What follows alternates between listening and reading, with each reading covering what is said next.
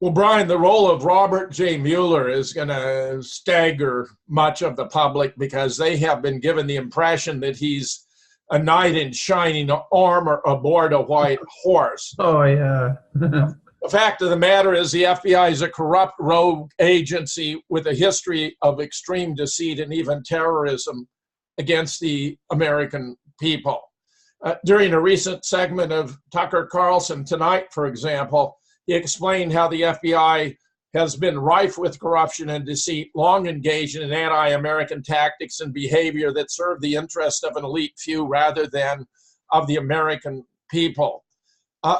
It turns out that FBI Director Mueller came in before 9/11 and played a role in covering it up.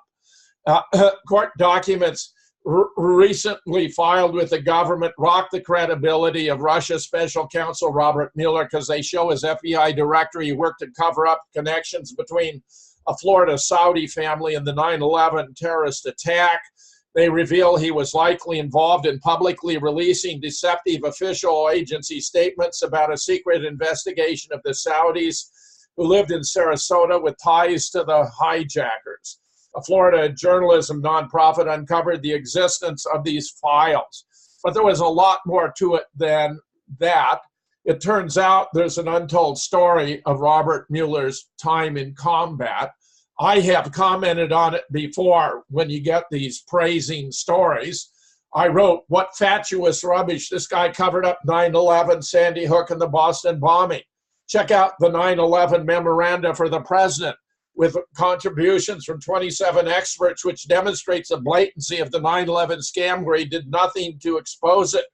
That's at Robert David Steele's website, or the egregious frauds of Sandy Hook and the Boston bombing, on which I have also published books with 13 and 15 contributors respectively at moonrockbooks.com.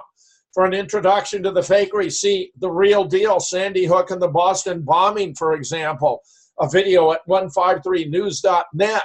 Now we know they faked the kids using photographs of older kids when they were younger. For example, Sandy Hook imposters want Facebook's protection from exposure and prosecution for their criminal acts. Anyone who still buy into the Russian collusion memo needs to read The Russia Hoax, 2018 by Greg Jarrett, which puts Robert Mueller at the core of FBI corruption. We need serious reporting, not propaganda from Wired, where I posted this comment. And of course, Brian, I've been so glad to do the two very substantial reviews of JFK and 9/11, which are available with you on BitChute. Yeah. Also, we did Sandy Hook as well and Las Vegas. Yeah, absolutely sensational stuff, Brian. Yeah, you did excellent slides on those. Very thorough. Thanks, Jim. Here's another revelation profoundly disturbing. Former mobster FBI informant murdered in prison. Did he have the goods on Robert Mueller? Here we're talking about Boston mob boss James Whitey Bulger, 89, who was murdered by a fellow inmate with ties to the mafia in a West Virginia federal prison shortly after he was transferred there. According to one congressman, Mueller and those serving under him in the FBI aided Bulger in eliminating mob competitors, and recently Mueller turned over an alleged scheme to pay off women to fabricate sexual assault allegations against him to the FBI. Now get this, here's what was going on. It emerged in Bulger's 2013 trial. He'd served as an FBI informant as far back as 1975, though he always denied the claim. Law enforcement sources told Daily Mail that Whitey had been talking about outing people in the FBI, people in the top echelon of the informant program. The sources said he hadn't even been processed at the West Virginia facility when he was killed. But someone who knew he was being transferred put the word out. The killer had to know he was coming. According to Representative Louis Gohmert in a report entitled Robert Mueller Unmasked, he revealed not only the corruption of Bob Mueller we already know about, but his ties to Bulger and them working together to eliminate mob competition. Sound familiar? It was basically what was going on with Operation Fast and Furious, in which the Obama administration was arming Mexican drug cartels to eliminate cartel competition. This was with Eric Holder deeply involved.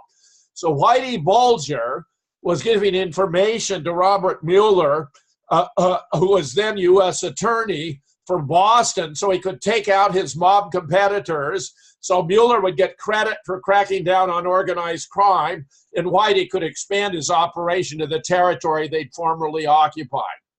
Here we have a mafia hitman as the primary suspect in the jailhouse murder, but the fact, you see, that he was killed before he was even processed into the facility tells us it had to be someone with inside information, the kind of information that a former director of the FBI would be able to obtain.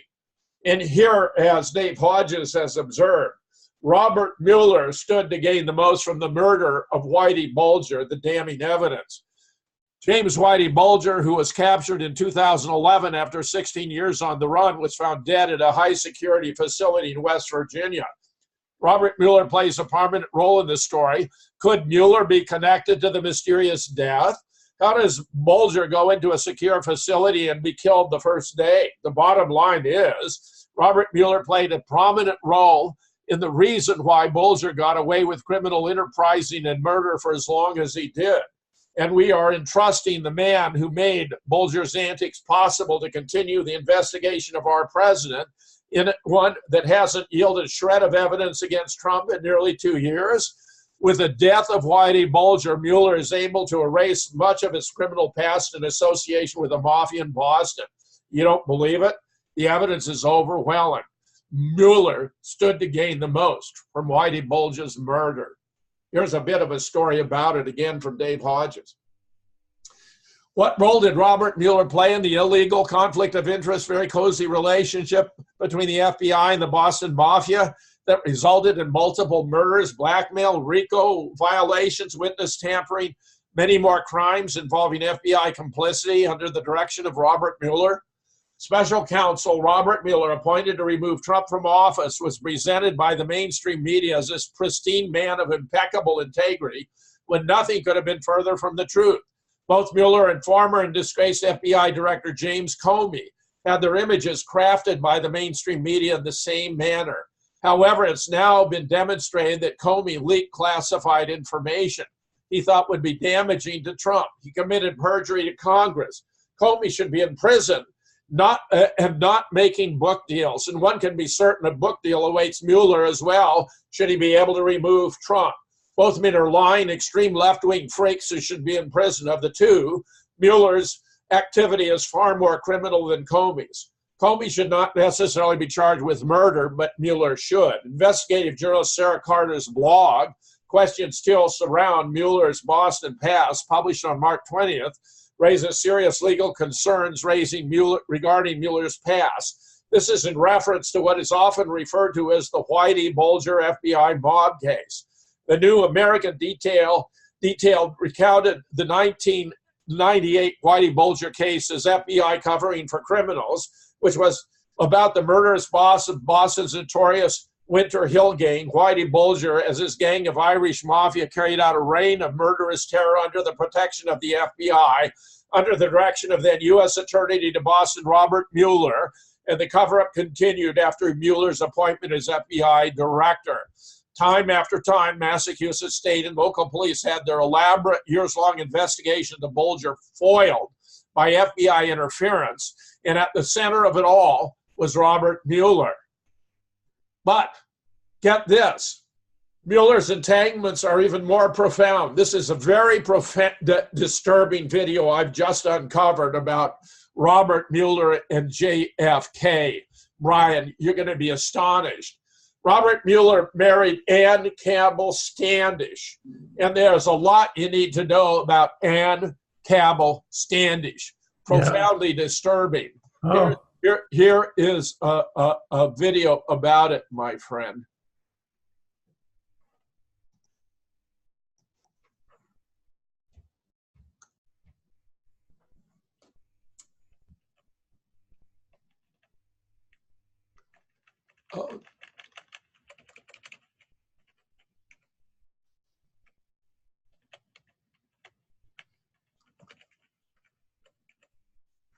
It should, here we go.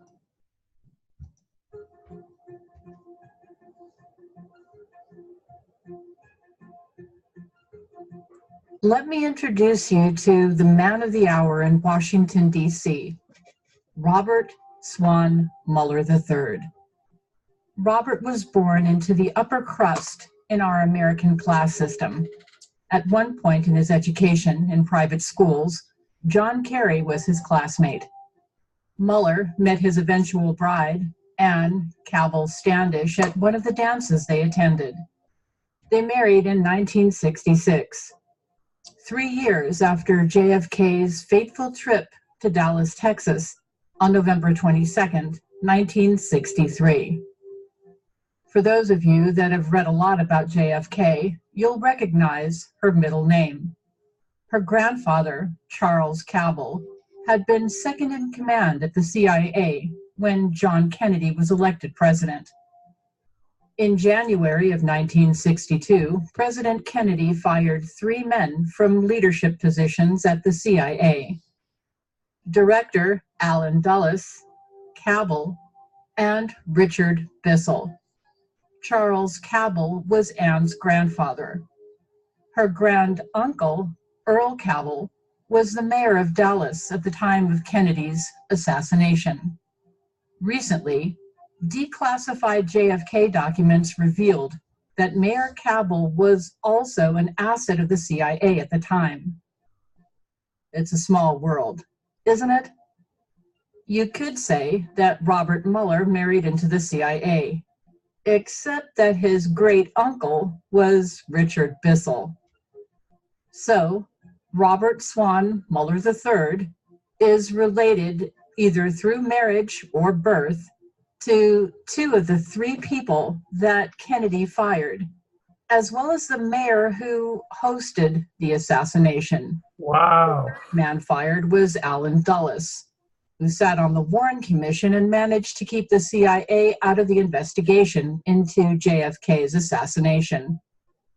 Maybe Dulles was a guest at Robert Mueller's wedding. It is a small world, isn't it? For Headlines with a Voice, this is Nancy Morgan Hart. Wow, that's too close for comfort. And I gotta say, it turns out in the latest release of JFK documents that Earl Cabell joined the agency in 1956. Yeah. And it's also the case, of course, that Mueller was involved in the sale of uranium to the Russians on behalf of the Clinton Foundation. Brian, if you want more signs of corruption, perhaps if Robert Mueller wants to investigate Russian collusion, he should start with himself. At one time, I had a problem with Mueller's appointment as special counsel because of his former friendship with disgraced director James Comey. This is Dave Hodges. While looking in the rear-view mirror of recent history, my concern is trivial compared to what is presently being revealed. The stakes have grown to tremendous proportions, and Mueller has been proven guilty of multiple felonies, as well as treason, which is an offense that is punishable by death. Former FBI Director Mueller was appointed as special counsel for the sole purpose of investigating possible Russian collusion charges between President Trump's campaign and the Russian government.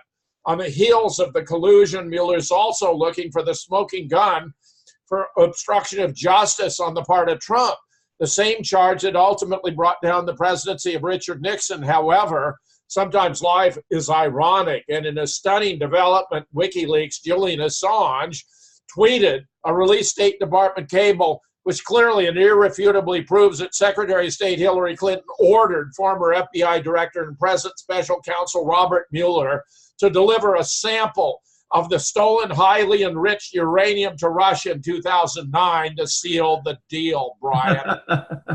Wow. Here's a nice summing up. Russian collusion, it was Hillary all along.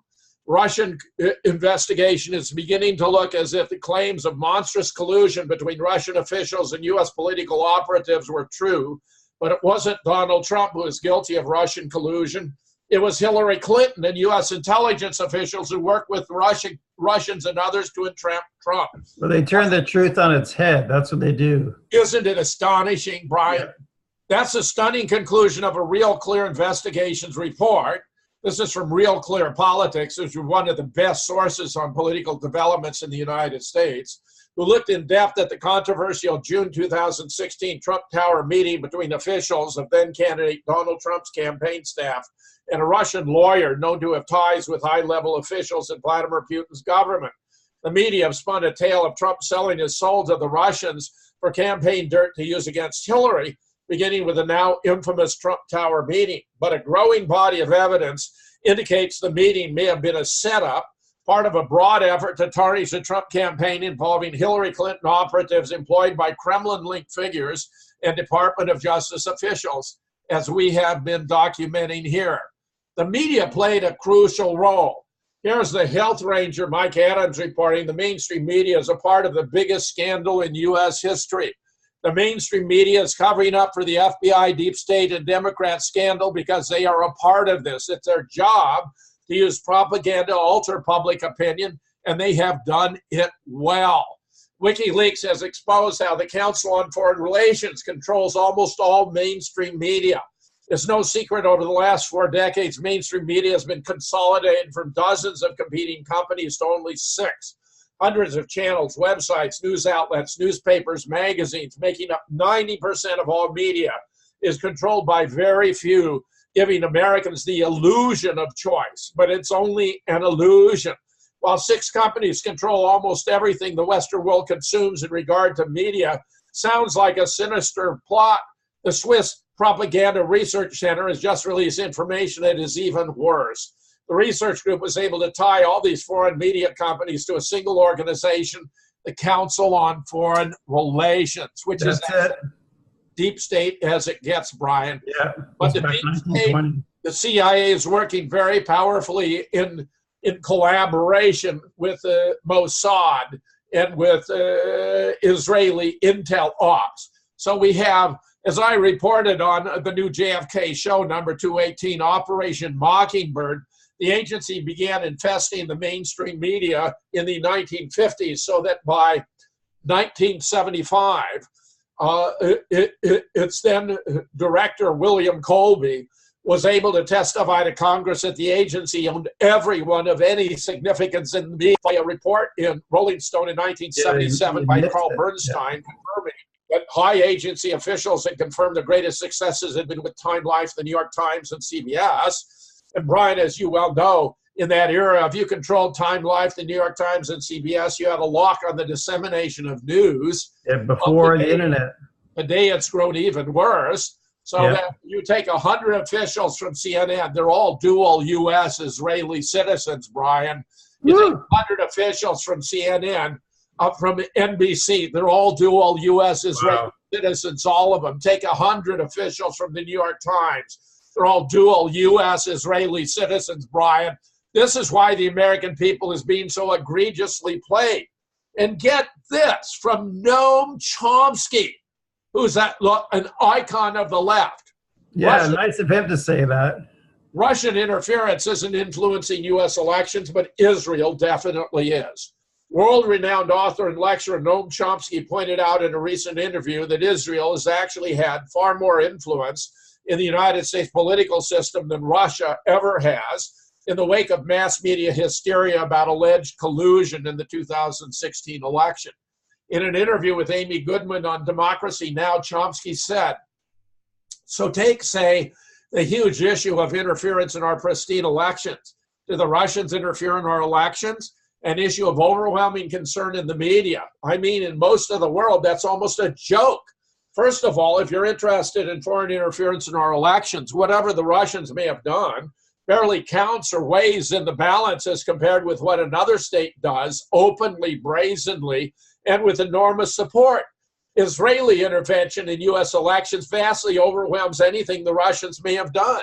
I mean, even to the point where the Prime Minister of Israel, Netanyahu, goes directly to Congress with overwhelming applause to try to undermine the president's policies.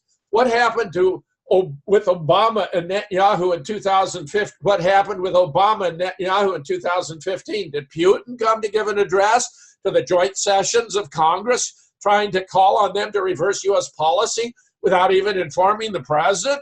And that's just a tiny bit of this overwhelming influence. So if you happen to be interested in the influence of foreign influence on elections, there are places to look, but even that is a joke. Chomsky went on to point out that that's only one part of it. Lobbyists practically write legislation in congressional offices in massive ways. The concentrated private capital, corporate rust sector, super wealth intervene in our elections, massively overwhelming to the extent the most elementary principles of democracy are undermined. Now, of course, all that is technically legal, but that tells you something about the way society functions. So if you're concerned with our elections and how they operate and how they relate to what would happen in a democratic society, take a look at Russian hacking. Taking a look at Russian hacking is absolutely the wrong place to look. Well, you see occasionally some attention to these matters in the media, but very minor as compared with the extremely marginal question of Russian hacking. Chomsky is one of the few intellectuals in the public eye who can get away with being so critical of Israel because he has Jewish heritage, despite being non-religious. It's common for anyone critical of Israel's policies to be labeled an anti-Semite. Yeah. Meanwhile, Brian, as you well know, censorship is killing America. YouTube hit InfoWars with 3 strikes as a free speech purge has gone nuclear. Alex Jones explains the real agenda behind the censorship after InfoWars was hit with a 3rd strike on its YouTube channel and faced deletion. Internet censorship. After 1 strike was removed earlier, YouTube hit Alex Jones' channel with a 3rd strike for a video that had already appeared and been restored. In the video, Jones clearly explains how the victims of the Parkland shooting were not crisis actors. The fact is they actually were student crisis actors, as we've demonstrated ourselves in our own video report on this, Brian. YouTube's flagging system is clearly being abused in a flagrant effort to shut down InfoWars following a public campaign by CNN. This sets a horrific precedent for free expression, and the First Amendment in YouTube is in direct violation of the Communications Decency Act in adopting this approach. YouTube is even using artificial intelligence to delete channels to handle subsequent appeals. None of it involves an actual human being. They're doing it all in an automated fashion. Hello. Thank you for your account suspension appeal. We have decided to keep your account suspended based on our community guidelines and terms of service. Please visit for more information. Thank you, the YouTube team. Short and sweet for Google. I wrote to them using their appeal form last Thursday evening asking for an explanation for the deletion of my channel. I was polite but firm and asked for a contact, a name, someone I could speak with. Just for the record, as I know their subscriber interaction is run by AI now. Stop and think about that for a minute. A machine decided to delete my channel.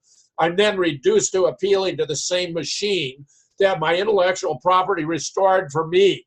We're now living Blade Runner, Judge Dredd, Demolition Man, and any other sci-fi flick about a dystopian future. It's happened to me too. I know, Brian. Massive outpouring of support for the Health Ranger after outrageous YouTube censorship of entire channel, wiping 1,700 plus videos spanning 10 years. I lost 1,700 videos spanning 7 years. And this was after they went back and struck an interview he'd done with me back in 2015 about the banning of the book, Nobody Died at Sandy Hook, Brian. They banned it. They took down his whole channel for that. And look at the absurdity of the situation when it comes to demonizing Putin and Trump. It's okay for Bill Clinton to laugh with Vladimir Putin. It's okay for George W. Bush. It's okay for Chuck Schumer. It's okay for Hillary Clinton. It's okay for Barack Obama. But Donald Trump enters into solemn negotiations with Russia, which would be a good thing, and he's a traitor. AIM has revealed the inside dope about the Mueller report. This is very significant. Just as Rob Rosenstein has announced twice before, no collusion or conspiracy between Trump and Russia, nor between Team Trump and Russia. No obstruction of justice in firing James Comey. In fact, after more than $30 million for the special investigation, all we found was Paul Manafort's tax evasion. Mueller's investigation found the same thing. The previous 3 investigations into Trump-Russia collusion and Russian meddling in the election to support Trump found nothing. Now, Hillary may still get her wish. I mean, it's white. It's a house. So what difference at this point does it make if she's incarcerated at Guantanamo? Yeah. If she's in Guantanamo? Hillary deserves this manifestly more than any other American to my knowledge. Let me just say, I was interviewed on Press TV against a fellow named Greg Unger on The Debate, where Unger has published a book entitled House of Trump, House of Sod, where he's seeking to make the case and was actually asserting that Donald Trump is a stooge of Russia. I did a rather thorough debunking. You can find this on my own blog at jamesfetzer.org, including not only the transcript, where they sought to intervene. They introduced a 15-second delay in my answers, which was untrue for Carl Unger, and they added noise to garble my response, so I had it transcribed. You can read the transcript. In very brief compass, I go through the big picture regarding the Russia hoax, just as we've discussed today, and I reaffirm the place to go, the right place to go. Greg Jarrett, the Russia hoax, the illicit scheme to clear Hillary Clinton and frame Donald Trump. Brian, this is monstrous. And as I have suggested to you, this appears to me to be a greater scam on the American people and more treacherous than either the assassination of JFK or even the events of 9/11, because it's deep, it's profound, it's systemic, and it has corrupted our government from the inside out. Yeah, I want to ask, people ask, what is Trump doing about this? Like what they say, why doesn't Trump put Hillary and Obama in jail? Do you think he wants to keep the stability of the state intact and not to actually put these people in jail? Brian, what could be more obvious? That would be accused of being deliberately partisan, silencing his critics. He's got to let it play out. Let the Mueller come to nothing. AIM has warned us, advised us of what's going to be the content. They're going to find nothing. The right thing for Donald Trump to do is to allow the Mueller investigation to play out. It's going to be self-defeating. It's going to have no content. We got the real story here. Any other action he took in the meanwhile would be viewed as radically partisan and could even lead to his impeachment. So, Brian, he's handling it properly at the present time. Thanks for saying that. Yeah, I can just let it play itself out, because of course the media hates Trump. The media is constantly ganging up on Trump all the time. Yeah. Well, Brian, I want to thank you for this opportunity. Yeah, it's been a great 2 hours, and this is one of your best presentations yet. I can't wait to get this out to the world. Thank you so much for being on the Brian Ruhe Show. It's an honor to have you, Jim. Thank you very much. My great pleasure, Brian. I look forward to sharing this with the American people. Very good. Okay. See you on another one soon, I hope.